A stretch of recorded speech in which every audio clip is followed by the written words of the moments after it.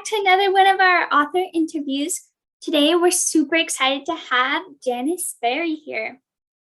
So, Janice Sperry is the author of The Rebel Princess, a middle grade book about a girl who'd rather be evil than a damsel in distress. She has also written several short stories, including Dumped, a novella in a compilation titled Coming Home. Janice lives in Utah with her husband, children, and 2 cats.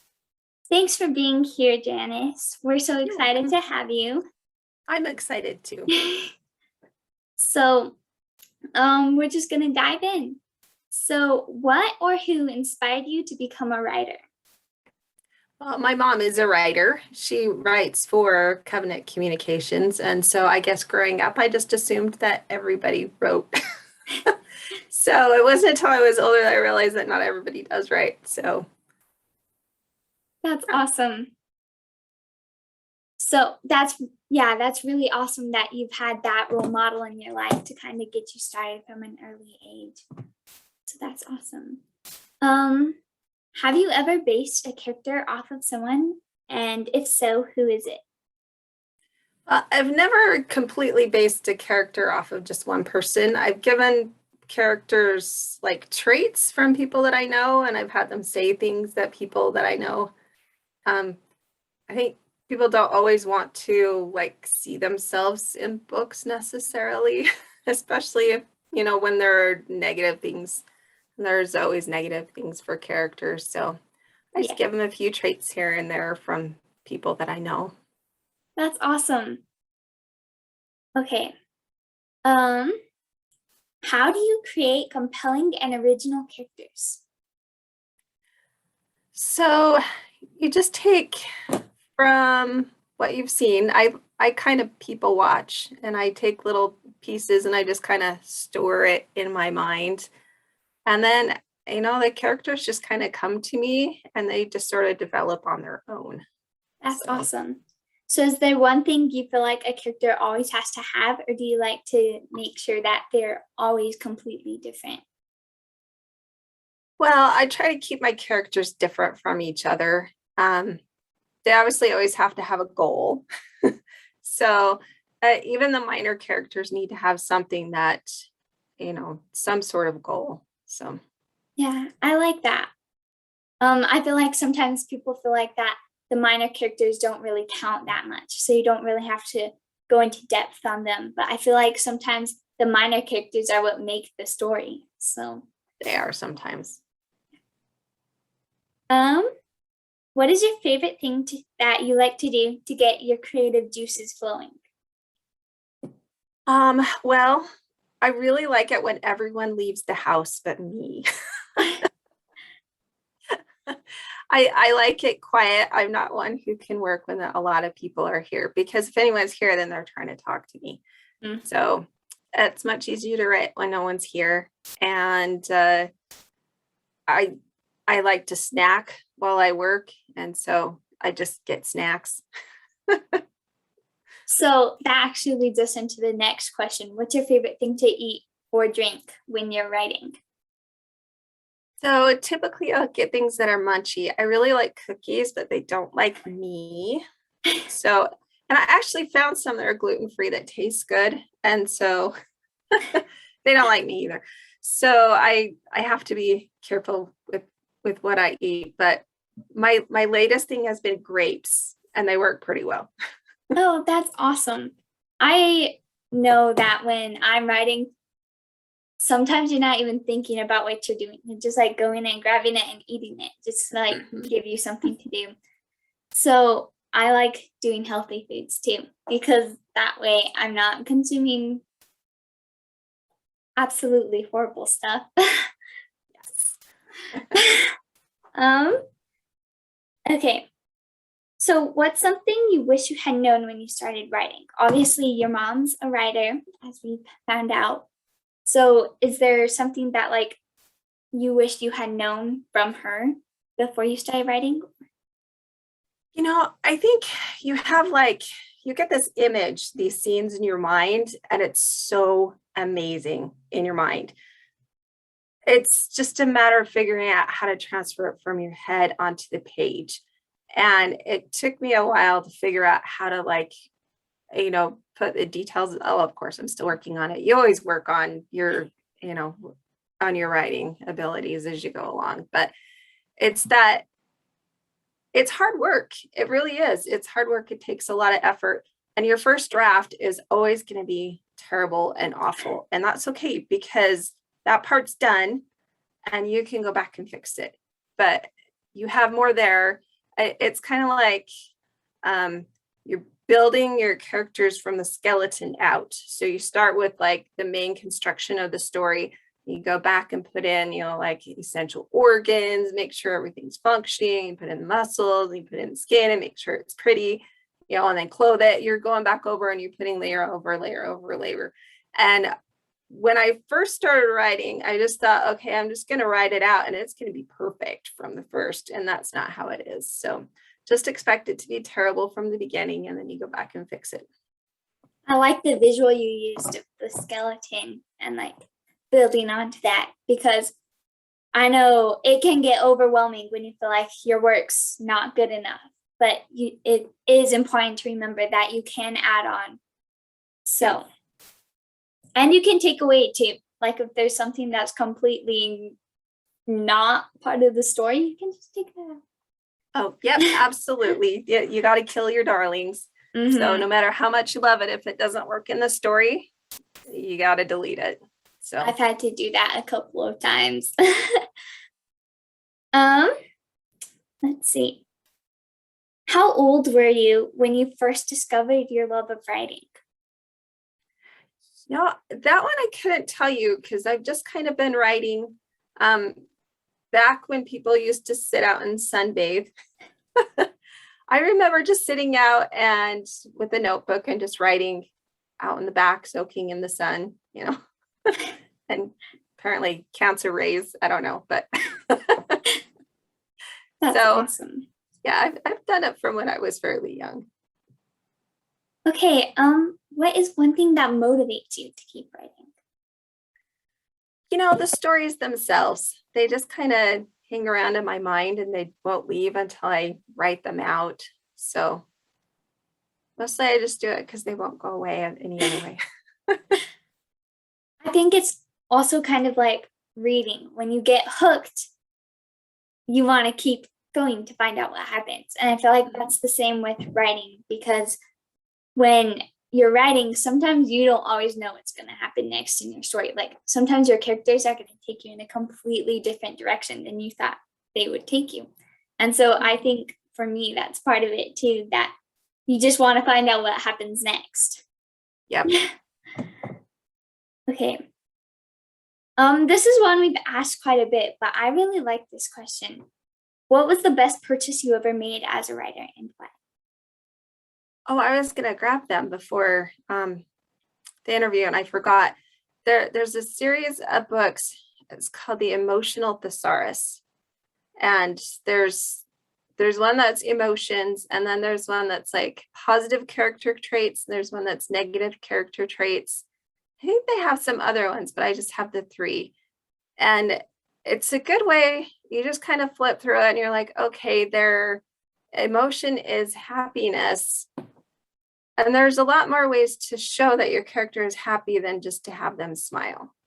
Obviously, in your rough draft, your characters are going to do a whole lot of smiling. But when you go back and you're changing it, you don't want he smiled or she smiled constantly, because you start catching, that starts to catch in your mind.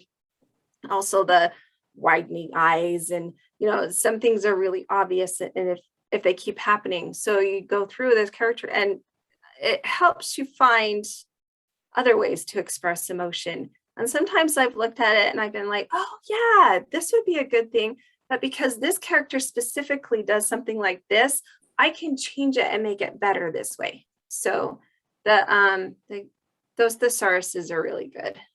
Yeah, that sounds super helpful. I'll have to check those out. If you could give up one thing to become a better writer, what would it be and why? I can't really think of anything that I would give up, because all of your experiences add to your writing abilities.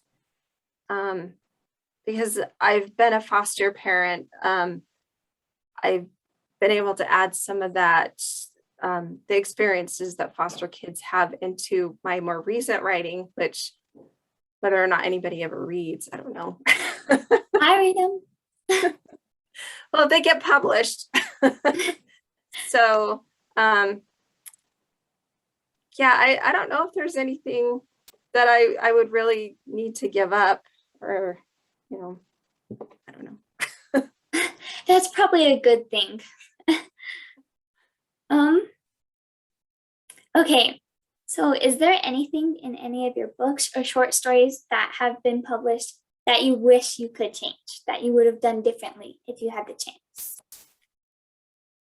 I'm sure there is, but once it's published, I don't read it again because then I would find something that would bother me. And so, yeah, I don't know. Let everyone else read it. Yep. Okay.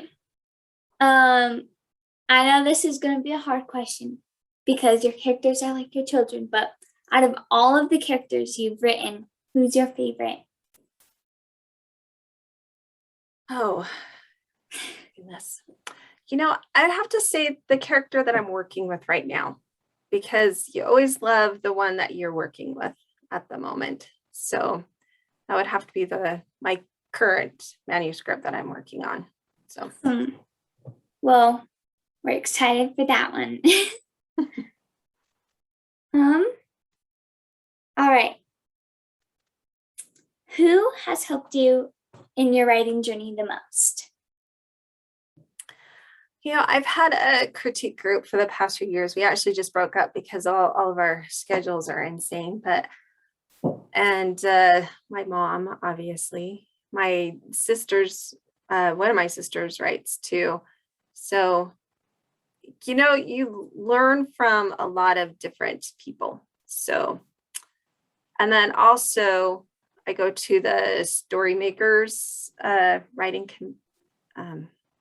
convention that they do in Provo. So I've learned from a lot of different people. That's awesome. Okay. This is a question we get a lot, actually, that people want us to ask our authors that we interview. And it's, what helps you get over writer's block? So the thing with writer's block is it's usually an indication. Well, it could be two things. One, you're just tired and you don't feel like writing. That happens. The other one is that there is something wrong with your story and you don't know what it is. And so what you do when you're kind of stuck in a spot is you just think about what's going to happen next. You don't have a computer or anything. You just daydream, just do it in your head, figure out where do they need to go next. And if you can't come up with anything, then maybe you need to take a step back. And that might be one of the times when you have to delete some stuff that you've already written so you can take your character in a different direction. Yeah. But the main thing is that you have to sit down. And sometimes I just set a timer and it's like, okay, 15 minutes solid writing. I can't do anything else. So that does help. And you get a lot of junk that way, but it can also move you past those blocks. That's awesome. I find for me, when I get writer's block, I like to read through my story because we've heard a lot from a lot of different people. So it must be true that when you've got writer's block, something's wrong with your story. So I like to, if I can't come up with something to happen next, I like to just read through it. And usually that helps me find the mistakes in it. Okay. What's your writing kryptonite? Like, what do you wish you could improve with your writing skills? So that's why I have the character trait thesaurus because I am always terrible about like emotions. I tend to want to make my characters emotionless because that's easier. So yeah, valid emotions, that's probably the hardest part. Gotcha. Yeah, you don't want to make them like a stone wall. No, well, you don't want them to be a stone wall, but you also don't want them to be obnoxious. Uh, So there's a happy medium in there. yeah, you've got to make them relatable. Okay. If you could choose one thing for your readers to take away from your book and short stories, what would you want it to be? I usually try to make my stuff kind of funny. I write to make people happy. So not really, I don't have any big agenda or anything. I just want to put a smile on people's faces and just give them a moment of joy. So That's awesome. Okay, so we're starting to run out of time. So I've got like 2 more questions for you before we go into a lightning round, which is just where you answer super quick. They're pretty like simple, straightforward questions. So, how did it feel becoming published for the first time? it was amazing. Did you want more than that? Nope. It was really exciting. That's awesome. Okay. And then did becoming published change your writing goals and methods? You think that once you're published, that's kind of you're in, and that's not how it works. You have to keep trying with every book unless you have a contract with a publisher, which I don't. So I have to keep trying, and so really it didn't change a whole lot. I do have a poster of the cover of my book on my wall to remind myself I did it once. I can keep doing it. That's awesome. So And your book's good too. I've read it, so. Okay, we're gonna go into our lightning round now. Where is your favorite place to write? on my couch with my laptop. Gotcha. What's your comfort book? I don't reread books. Well, there are very few books that I'll reread, so none.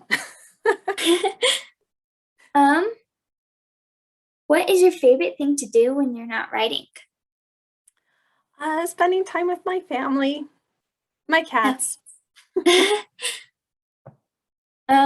Where can people find you online? I am on Twitter. That would be at Janice Sperry. But mostly all I tweet is pictures of my cats. So, if you want to see some adorable pictures of my cats, you can look me up on Twitter. That's awesome. Okay, where can people buy your books? Amazon. And then this is the last one, and this is one I threw in there just because I thought it was kind of fun. What is your favorite descriptive word? I can English. Moist. Moist. I actually know a couple of people who hate that word. I know, that's why I like it. That's people awesome. Uncomfortable. Yeah. I don't necessarily use it in my work, but of course I also write a lot of middle grades, so That's true. All right. Thank you so much for your time. I've had so much fun talking to you, and I'm sure that all of our viewers will have so much fun getting to know you as well.